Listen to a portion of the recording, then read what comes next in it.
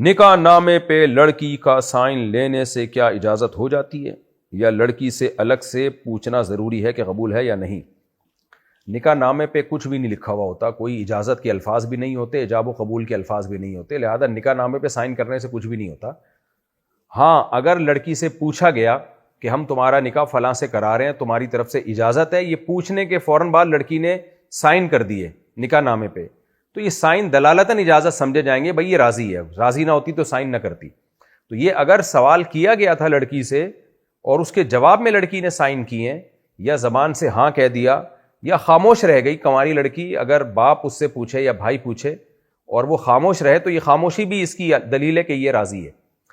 ہاں، ابا کے علاوہ کوئی اور اگر پوچھتا ہے، کوئی نامحرم بندہ آ کے پوچھتا ہے تو پھر خاموشی اجازت نہیں ہے، خوب سمجھ لیں، پھر لڑکی منہ سے بولے گی تو اجازت سمجھی جائے گی۔ تو اس لیے نکاح نامے پہ سائن اگر لڑکی سے یہ سوال کیا تھا کہ آپ اس نکاح پہ راضی ہیں، ہم آپ کا فلاں سے نکاح کرا رہے ہیں،